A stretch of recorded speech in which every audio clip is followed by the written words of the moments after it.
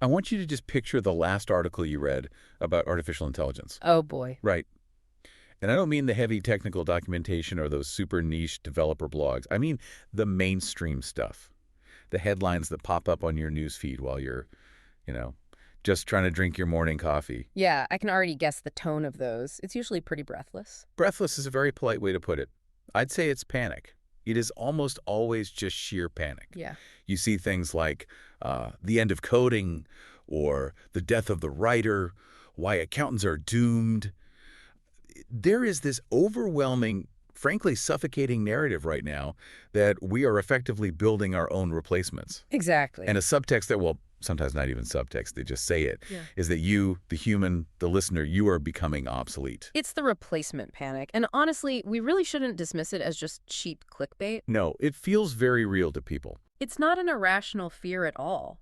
When you see a piece of software easily pass the bar exam, or, write a sonnet that actually scans perfectly, or generate a photorealistic image of a person who doesn't even exist, the logical leap is, well, what exactly do you need me for? Right. Ideally, the utopian story goes that we'll all be lounging on pristine beaches while robots do the dishes.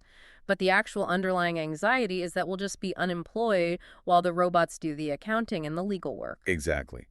And that right there is why today is going to be, well, let's call it a data-driven therapy session. I like that. We're doing a deep dive into a really fascinating and, frankly, a very dense academic and economic analysis. It's by Jonathan H. Westover, Ph.D. And the title is a bit of a mouthful. They usually are. It's called AI as Augmentation, How Human Capital Shapes Technology's Impact on Productivity and Inequality. Like I said, it's a catchy title if you're an economist, maybe. Maybe. Yeah. But the thesis inside this paper is explosive. It basically looks directly at that replacement panic we were just talking about and says you're looking at the wrong map entirely. Right. Westover argues, and he brings an absolute mountain of empirical data to back this up, that we aren't looking at a replacement event right now. We are looking at an augmentation event. Yes. And that distinction, it really isn't just semantics. It is literally the difference between being fired and being promoted. Wow. The data strongly suggests that AI is functioning less like a replacement worker sitting at your desk and much more like what Steve Jobs used to famously call a bicycle for the mind. I have always liked that phrase, the bicycle for the mind, but I want to push back on it just a little bit before we buy into it completely for this context. Go for it. Because a bicycle still requires me to physically pedal. Right. If the bike is suddenly an electric motorbike doing 99% of the physical work, am I really pedaling anymore? Or am I just a passenger gripping the handlebars and hoping I don't crash? That is the perfect question to start us off. And that is exactly what we are going to unpack today in this deep dive. Oh.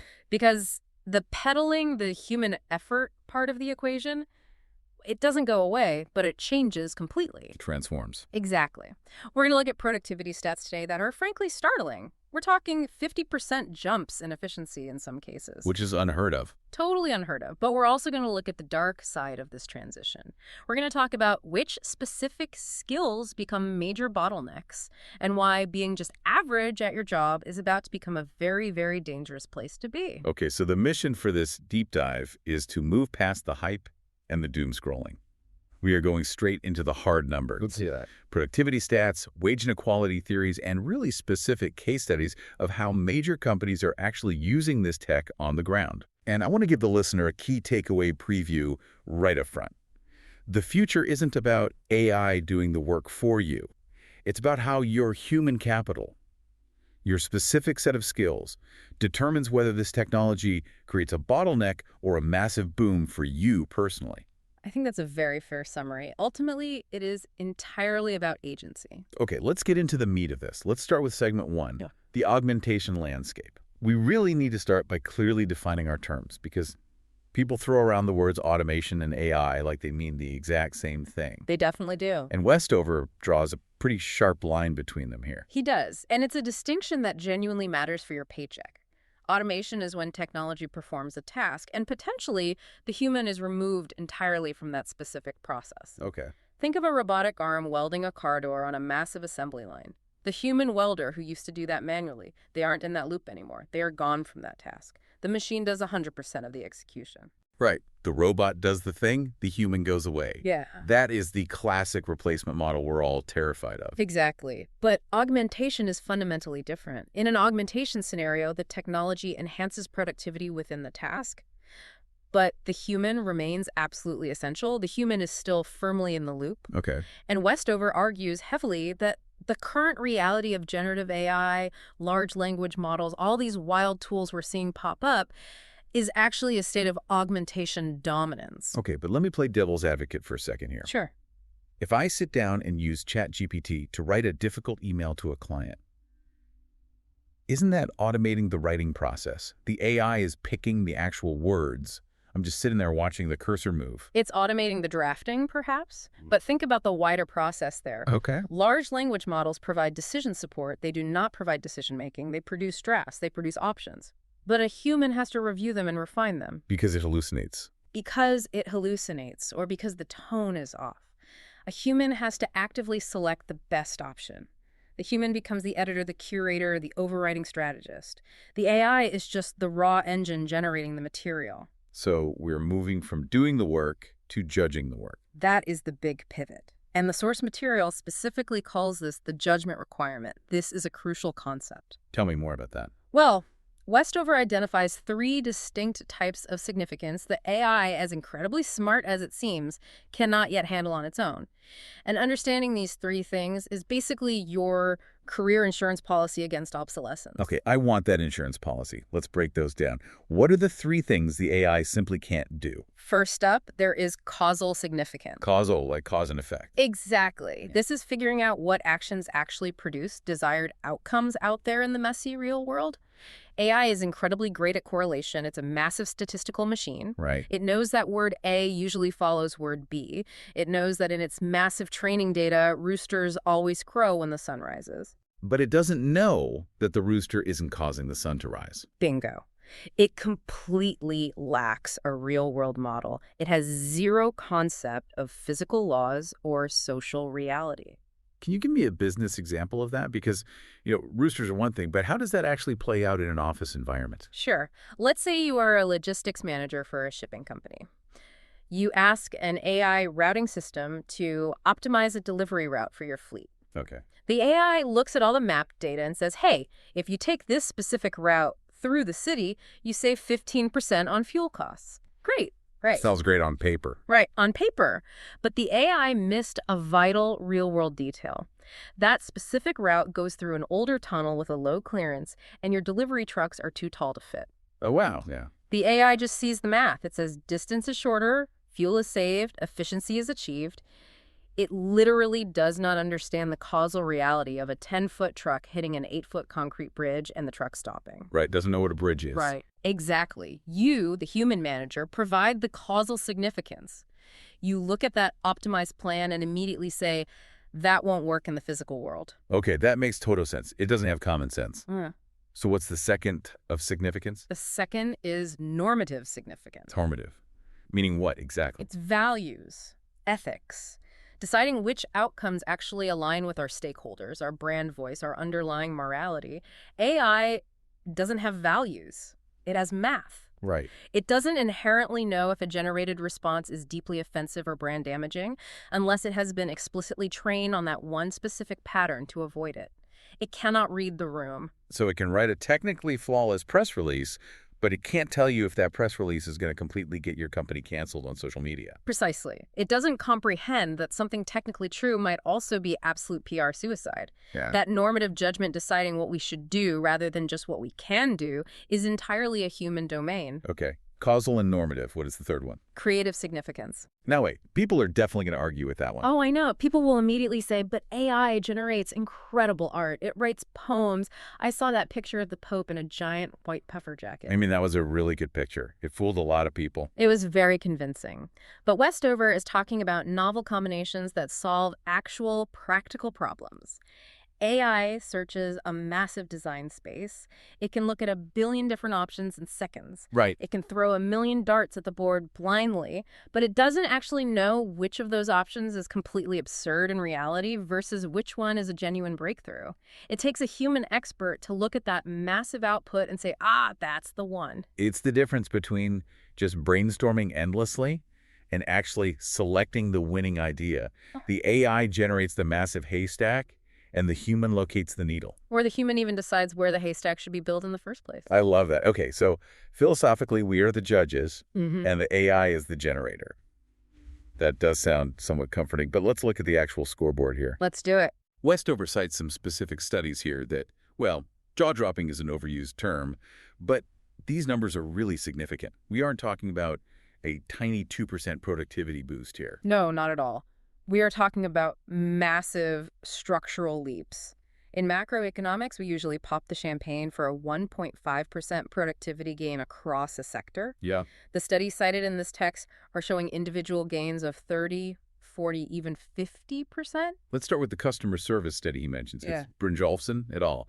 From Yeah. 2025, I believe. Yes. This one really stuck out to me because of who actually benefited the most. Yes. This is a very pivotal study in this space right now. They looked at a cohort of about 5,000 customer support agents who were suddenly given an AI assistant based on a large language model. Like a chatbot assisting the humans. Exactly. The tool would suggest responses in real time. It would instantly link to relevant policy documents, that sort of thing. And overall, the issue resolution speed for the whole group went up by 14%. Which is huge for a massive call center. That 14% translates to millions of dollars in saved time. It absolutely does. But here is the massive twist in the data. Normally, when a company introduces a highly complex new software tool, your senior people, your seasoned experts, they benefit the most because they already have the deep context to use the tool effectively. Right, and the rookies usually struggle to figure it out. Exactly. But here, it was the exact opposite. The rookies actually won. They did. The bottom quintile, meaning the least experienced, lowest performing agents in the center, they saw personal productivity improvements of 34%. 34%. That's insane. What about the top performers? The top performers saw almost zero change in their metrics. That is incredibly counterintuitive. Why would the experts not get faster? Because in this specific scenario, the AI acted as a great equalizer. Think about what actually makes a senior customer service agent senior. They know all the rules. Right. They have all that tacit knowledge memorized over years. They know exactly which obscure folder the policy PDF is hidden in. They know the exact de-escalation script for a furious customer by heart. Okay, I see where this is going. The AI basically took all that hard-earned tacit knowledge and handed it on a silver platter to the 22-year-old new hire on their very first day. It completely closed the skill gap. So instead of the classic tech story where the rich get richer in terms of skills, this was a case where the beginners get better immediately. In that specific routine context, yes, it drastically raised the floor of performance. But now, let's shift gears and look at high-end knowledge work. Okay. Management consultants. This brings us to the Del Aqua study from 2023. This one is really famous in the economics field right now because it introduces a concept they call the jagged frontier. I really love this visualization. Please explain the jagged frontier for the listener. Yeah. Imagine a circle drawn on a whiteboard. Inside that circle is absolutely everything an AI can do perfectly right now. Outside the circle is everything it cannot do. Simple enough, right? Makes sense. Except the border of that circle isn't a perfect, smooth, predictable line. It's highly jagged, it's wildly messy and unpredictable. Meaning what?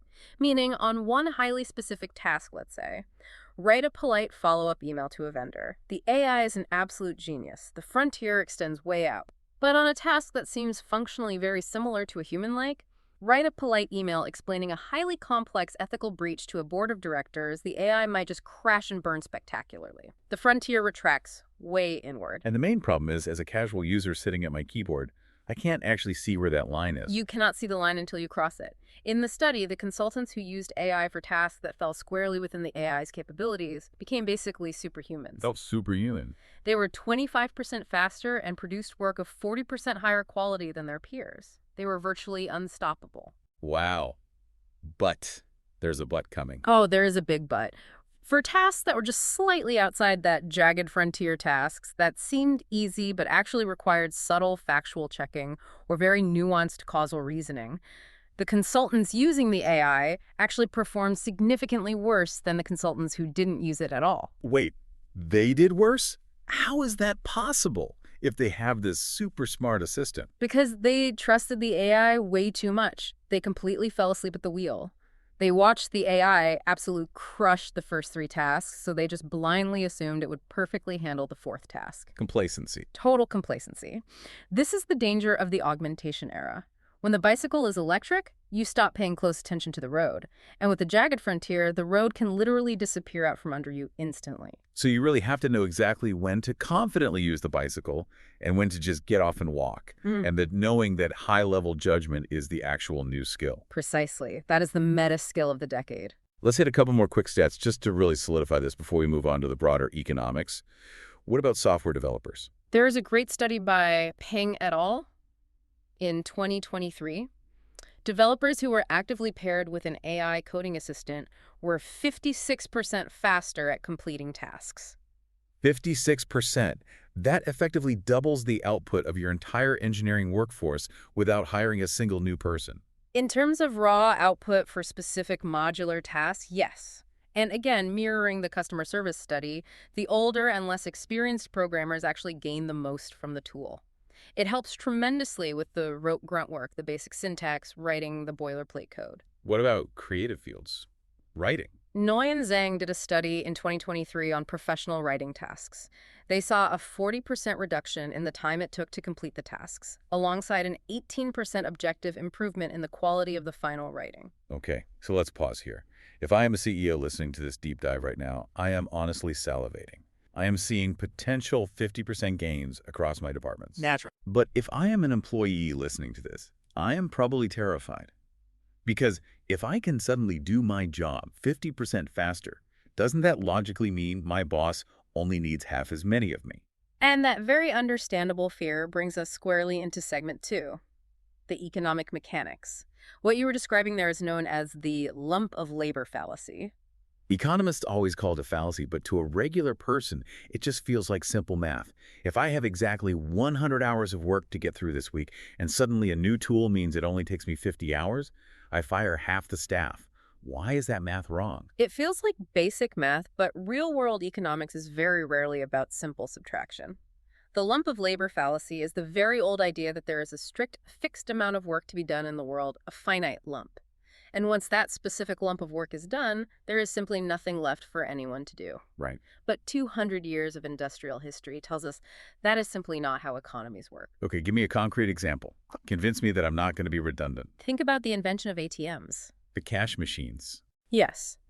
When the automated teller machine first rolled out massively in the 70s and 80s, everyone assumed human bank tellers were completely finished as a profession. The logic was exactly what you just said.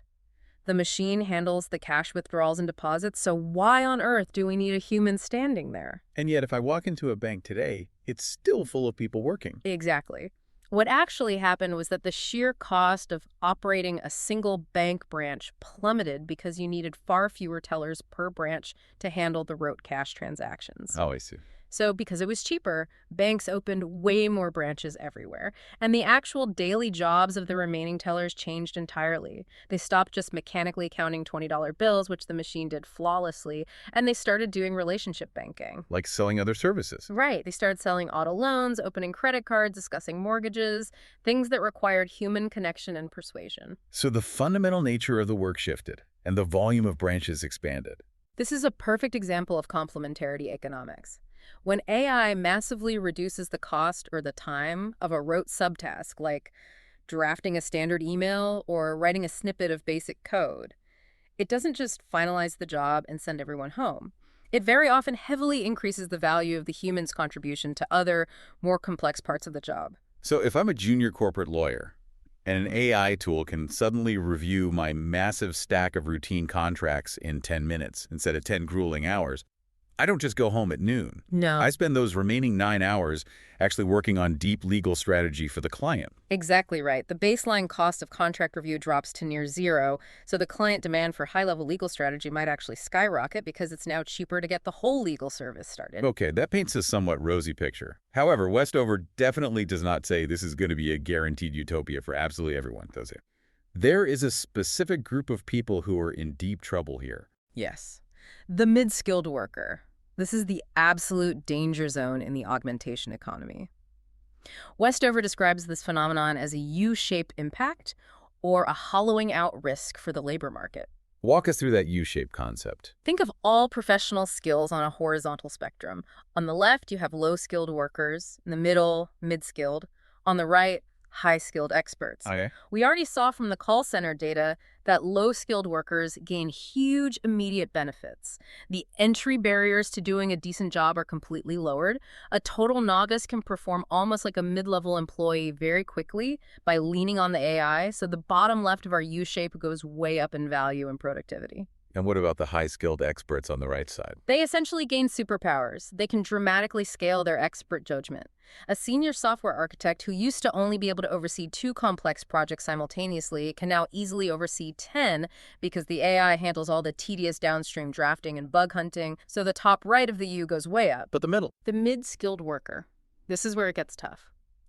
If your entire job was purely routine knowledge application, basically just reliably doing the rote thing that is now easily automated or heavily augmented, and you don't possess the high-level critical judgment to move up the chain, or the low-level flexibility to shift roles, you face immense competitive pressure. Squeezed from both sides. Exactly. You're squeezed from the bottom by much cheaper novice labor using AI to do your job, and you're squeezed from the top by senior experts scaling their reach downward into your territory. So if your entire career identity is built on just outputting average work reliably, you are sitting right in the bullseye. Essentially, yes. You absolutely must move up the value chain. You have Yeah. to aggressively acquire those higher order judgment skills we talked about. And this directly leads to the macro wage inequality theories that Westover outlines. He basically sees 2 potential societal scenarios playing out. Let's hear them. Give me scenario A. Scenario A is the broadly good outcome. This happens if society generates a very high supply of AI-literate workers.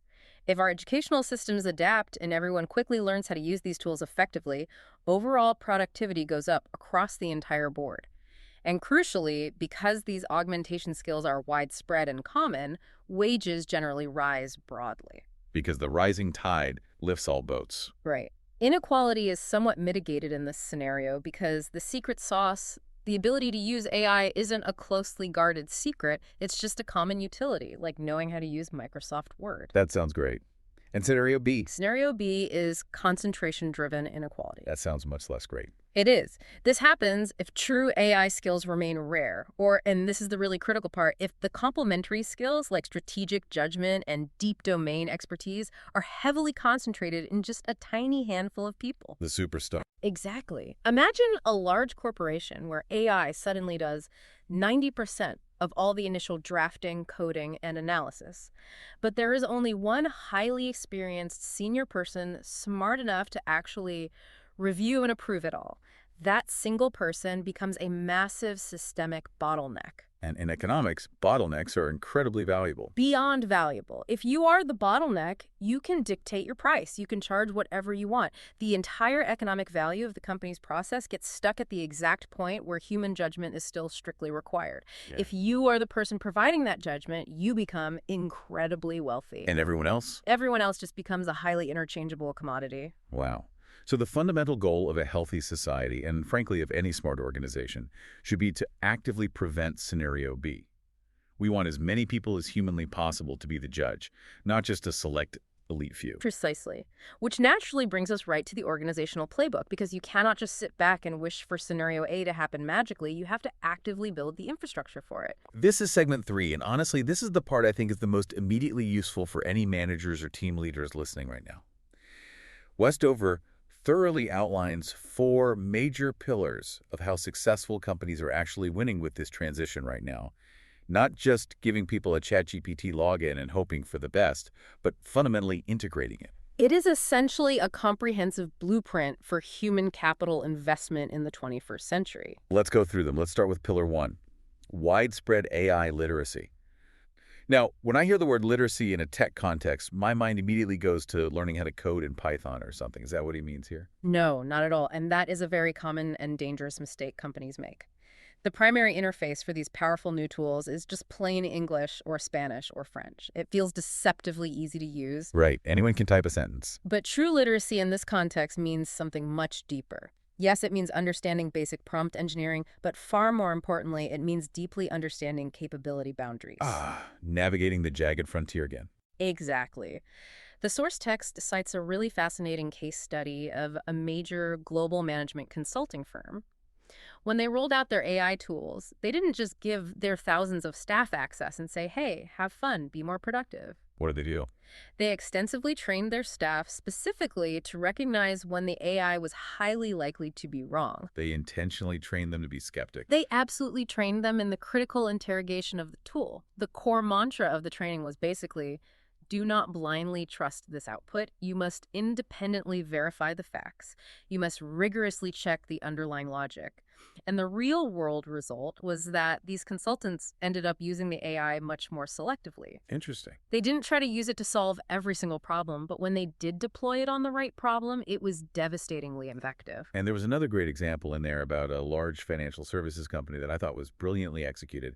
They avoided doing a lazy one-size-fits-all corporate training. Right, that was super smart. They correctly realized that a frontline customer service agent inherently needs a completely different working relationship with an AI than a back office quantitative investment analyst needs. Makes total sense. So they created entirely separate training tracks. For the customer-facing staff, the intensive training was entirely focused on retrieval, how to query the AI to instantly find the exact right corporate policy while a stressed customer is yelling on the phone. Okay. But for the quantitative analysts, the training was entirely about pattern recognition, how to use the AI to spot hidden macro trends in absolutely massive data sets. And then for the upper managers, the training was completely different again. It focused on decision support, how to use the AI to map out complex strategic scenarios and properly weigh different business options. Wow. This is exactly what Westover really means when he talks about human capital investment. It is not just about writing a big check to buy new software licenses. It is about deliberately building the specialized human brain power required to actually wield that software effectively. Okay, that brings us to pillar two, investing in higher order skills. We have firmly established that the AI is going to do the grunt work. So what practically is left for the human employees to do all day? We need to move into the upper levels of cognitive taxonomies. Fancy words. What does that mean on a Tuesday afternoon? We are talking about deep analysis, critical evaluation, and true novel creation. The text uses a scientific example here that I think really clarifies this shift beautifully. It looks at the pharmaceutical research industry. Oh, this part was super cool. Break this down for the listener. Okay, so in modern drug discovery, AI can generate chemical molecules at an unbelievable rate. It can map out the entire chemical design space and say, hey, researchers, here are 10,000 theoretically possible molecular structures that might effectively target this specific cancer. It's an incredible idea generator. It's a perfect generator. But the AI literally does not know how human biology functions in the real world. It only knows the abstract statistical patterns of chemistry data. Human scientists desperately need to apply what we call scientific judgment to actively decide which of those 10,000 biological mechanisms are actually plausible enough and safe enough to spend $50 million moving into clinical trials. So the AI is basically the tireless architect drawing up 1,000 rough sketches overnight, and the human is the master engineer looking at them and saying, well, that building will collapse in a breeze, that one is way too expensive to build, but that one right there, that one is absolutely perfect. Let's build that. Exactly. And we're seeing this exact dynamic radically change human resources and tech companies, too. The text explicitly mentions a major tech firm that completely overhauled its engineering career ladders recently. How so? Promotion to senior levels is literally no longer fundamentally about writing great code.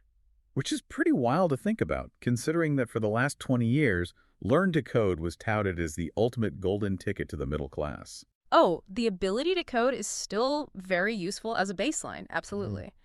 But the actual career promotion, the big money, now comes entirely from demonstrated skills in problem framing and high-level systems thinking. Mm. It's no longer about asking the employee, can you elegantly build this specific software bridge? It's about asking them, should we even be building a bridge here at all? Or do we actually need a tunnel? Or maybe just a ferry service? That high-level strategic framing is the true higher-order skill. I really love that distinction. Moving away from constantly asking, how do I do this rote task, and moving toward asking, what is the right thing to do in the first place? That is the defining shift of the decade. Let's move to pillar 3, redesigning workflows. Because this is the highly practical, rubber meets the road stuff. You cannot just magically sprinkle AI on top of a broken old workflow and expect miracles, right? No, absolutely not. That is a guaranteed recipe for corporate disaster. If you just recklessly add incredibly fast AI to a fundamentally bad, inefficient process, you literally just get terrible results much, much faster. The source material is remarkably clear on this point. The absolute biggest productivity gains always come from entirely re-architecting human-AI collaboration workflows from the ground up. Give me an example of what that re-architecture actually looks like. Let's take the high-end legal firm example again. Okay. The old way of doing corporate law. A team of highly stressed junior lawyers sits in a room and manually reads 5,000 dense discovery documents over 3 weeks. Their eyes bleed. They absolutely hate their lives. It is pure, expensive drudgery. Then there. Right. Now, the completely new way. An AI system instantly ingests all 5,000 documents and accurately flags every standard clause and highlights all the potential liabilities in about 45 seconds. Incredible. But here is where the vital workflow redesign actually happens. Those junior attorneys do not just spend their day passively double-checking the AI's work.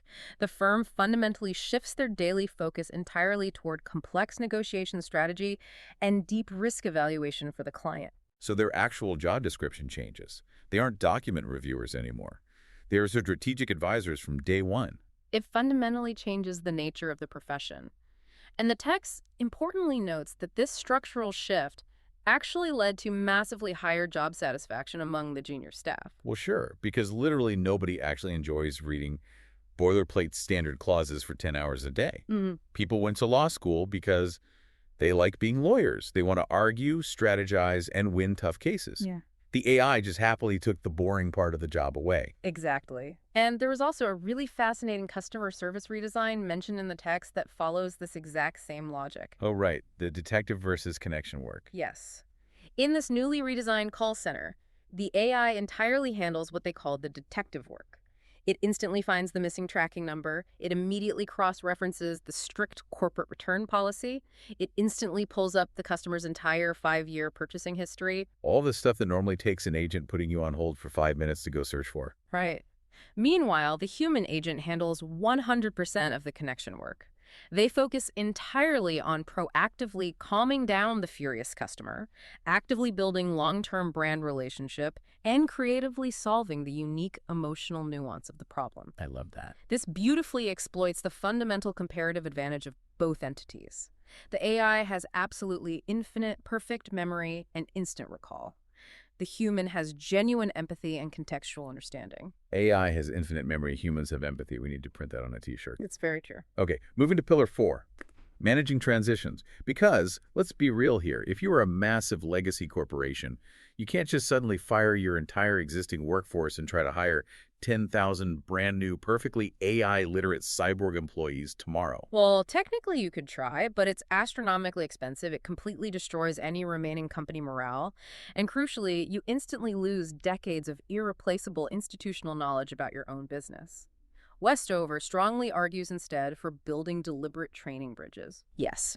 The telecommunications company example he uses here was incredibly strong. This massive telecom had thousands of veteran network technicians out in the field whose primary daily job was just routine physical troubleshooting. A red light starts blinking on a server rack somewhere. You drive out there and manually flip a specific switch to reset it. Okay, but then AI started being able to diagnose and reroute those network errors automatically from the cloud. Exactly. The rote task vanished. So in the old economy, those thousands of guys just get laid off immediately. Usually, yes. That's a tragic story we are used to hearing. But in this case, instead of mass layoffs, the company invested heavily to systematically retrain those exact same technicians to become what they called complex solution designers. Okay, honestly, that just sounds like a very fancy HR title change designed to hide a painful demotion. Was it actually a real job? It was a very real, very high value job. Because think about it. These veteran technicians already knew the actual physical reality of the company's network intimately. They knew the physical reality of how the underground cables degraded, how the junction boxes handled weather, all of it. Right. The central AI could easily handle the simple software glitches remotely, but when a massive enterprise client suddenly needed a highly custom, robust physical network setup designed from scratch, these newly minted designers used the AI to rapidly model the software architecture, and they used their own hard-won physical intuition and judgment to actually build the viable hardware solution. They successfully moved up the corporate value chain. That's a great outcome. And there was also the creation of the insight specialist role mentioned, right? Right. A major financial institution realized they needed a bridge, so they proactively created entirely new job categories. They took veteran people with deep, intuitive industry knowledge and aggressively trained them on advanced AI analysis tools to rapidly generate market insights.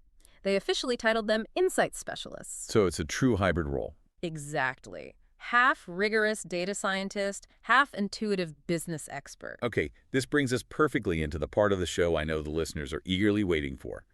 Segment 4, the individual's guide. Let's get personal. If I am sitting in traffic, listening to this deep dive right now, and I decide I really want to be one of these highly paid insight specialists or complex solution designer, what do I actually do tomorrow morning? What specific new things do I need to put on my resume? Westover strongly suggests building what he calls a multi-dimensional portfolio.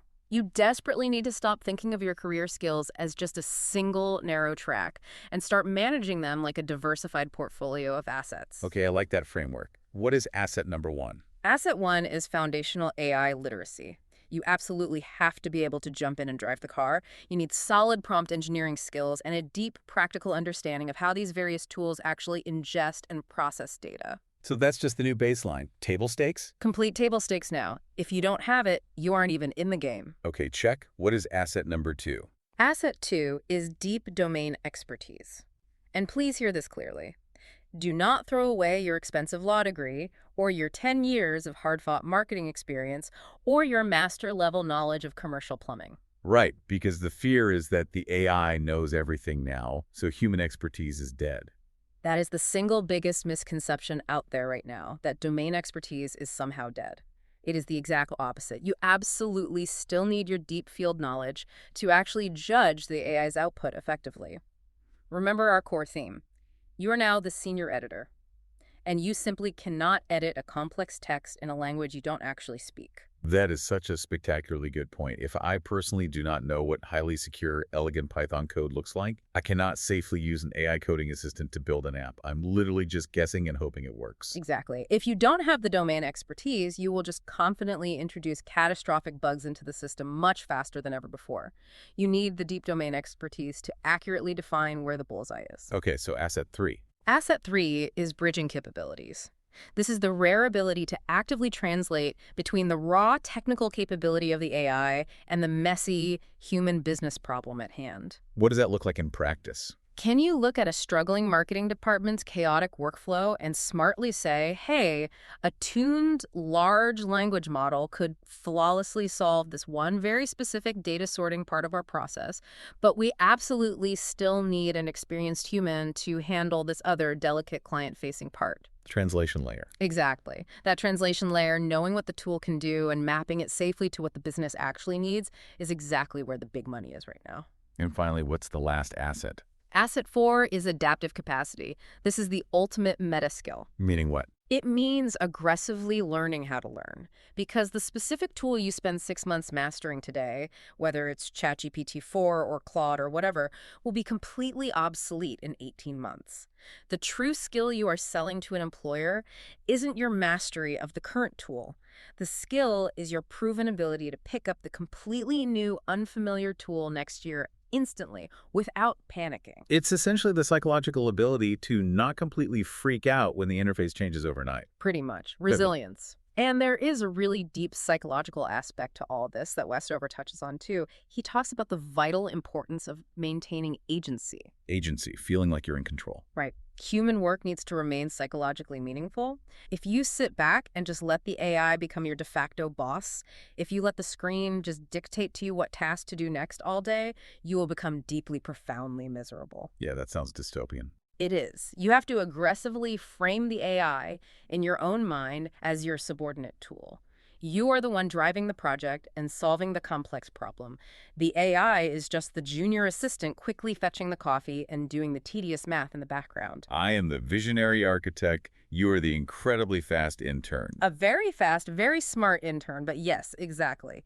You absolutely must retain the psychological stance of the master craftsman directing the tools, not a cog being directed by the machine. Let's zoom out for a second to the macro level. Yeah. Segment 5, policy in the future. Okay. Because if we are realistically saying that we all urgently need to become these high judgment, critical thinking super editors, I look closely at our current public school system and I genuinely worry. Our schools look absolutely nothing like what you're describing. That is the single biggest macro takeaway from Westover's entire analysis. He calls it the education imperative. Walk us through it. If high-level human capital, our critical brains, is the new economic bottleneck, then our schools are the fundamental factories producing that capital. And right now, unfortunately, the factory is still perfectly designed for the late 19th century. We prioritize rote memorization. Heavily, we sit kids down and test them. What exact year did this specific war start? What is the capital city of this country? Recite this formula. And AI absolutely dominates rote memorization. It completely wins that specific game every single time. Every time, effortlessly. So why on earth are we still aggressively testing kids on it? Institutional habit. Bureaucratic momentum. It's easy to grade a multiple choice test. But Westover argues we need to move incredibly aggressively toward teaching pure critical thinking and judgment. We should be actively teaching young kids how to deeply evaluate conflicting sources, how to construct a logical argument from scratch, how to quickly spot a statistical fallacy, how to ask the exact right question of an AI system. He actually suggests that creating widespread AI fluency programs in public schools is just as important today as basic reading and writing literacy programs were a century ago. He does. And the historical parallel is spot on. That makes total sense to me. Because if you couldn't read a book in 1920, you were fundamentally locked out of the industrial economy, period. And if you genuinely can't use an AI effectively in 2030... And you might be permanently locked out of the knowledge economy. The barrier to entry is shifting that radically. That is sobering. It is.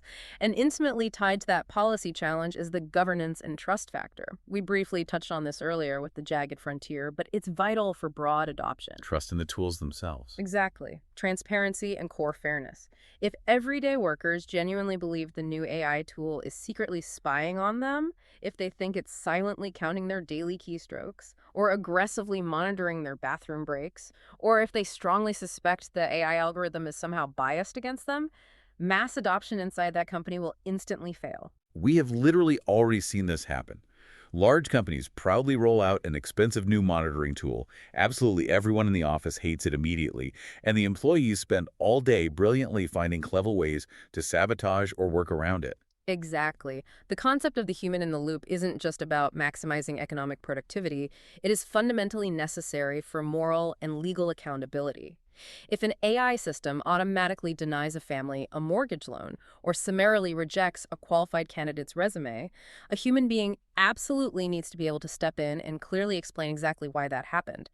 We simply cannot legally or morally outsource our societal ethics to a proprietary black box. We cannot outsource our ethics to a black box. That is an incredibly powerful line to draw. It's the absolute line we have to hold as a society. Okay, we are coming right up on time here. Let's bring this deep dive home. We have covered a massive amount of ground today. We really have. We went through augmentation versus replacement, the invisible dangers of the jagged frontier, the U-shaped economics, the corporate playbooks. Can you summarize the absolute core insights for us?